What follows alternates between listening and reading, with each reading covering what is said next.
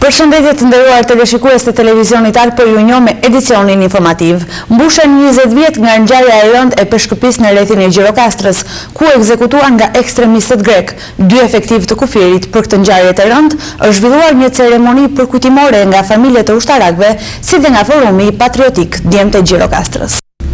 Mbushen 20 vjet nga ngjarja e rëndë e peshkëpisë në rrethin e Gjirokastrës, ku ekzekutuan nga ekstremistët grek 2 efektiv të kufirit. Për këtë ngjarje të rëndë është zhvilluar një ceremoni përkujtimore nga familjarët e ushtarakëve, si nga Forumi Patriotik Djemtë e Gjirokastrës. Ata kanë përkujtuar rënien e krye të detyrës të oficerit të postës kufitare të peshkëpisë, Fatmir Shehu, dhe ushtarit Arsen Gjini.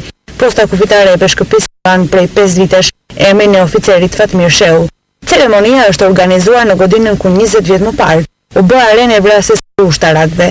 Me këtë rast, me iniciativën e tyre, patriotët e rinj gjirokastrit, në mungesën e plakate ekzistenciale, kanë vendosur një të tillë të glendur me profilet e të vrarëve dhe emrat e tyre.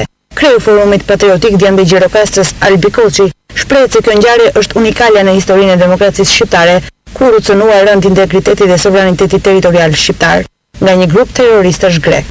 Si sot 20 vjet më parë, ra në krye të detyrës kapiteni i parë Fatmir Shehu dhe ushtari Arsen Gjini, të vrarë pabesish në një komando ushtarake greke.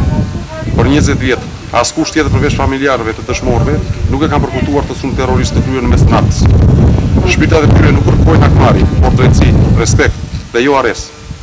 Ka ky part, ne, Forumi Djemtë e Gjirokastrës, nderojmë të gjithë ata funksionarë të shtetit ushtarak, policë dhe shërbimet e të tjera të shtetit, të cilën ndër vite kanë dhënë jetën në mbrojtje të interesave kombëtare, por janë përballur me arrestin institucionale. E sot, te ky part, që para 20 vjet është simboli i Tripërisë, por 20 vjet me radhë u zhvillua në simbolin e arrestit, vendosur plakat kujtimore të 2 ushtarakëve. Kryetari i shoqatës së dëshmorëve të luftës Doliso vlerëson kontributin e dëshmorëve që ranë në krye të detyrës. Kemi ardhur për të kujtuar 20 vjetorin e rënies 2 dëshmorë që post-kovidare, kur Greku hapi kufit dhe shqiptarët poshin përmirësi drejt Greqisë, banda greke kryetari i Trojës erdhi edhe coftoi 167 ushtarë. Zgjodhi një rrugë të mori armatimin, ushtarët e ushtarë të ri, të pa përgatitur, ishin në gjumë, rolën e vrami këtu, atje shkutej që janë akoma të lirë pasi. Ndërkaq njëri prej dëshmitarëve të ngjarjes në fjalë rrëfen për Alpo Televizion momentet e ngjarjes.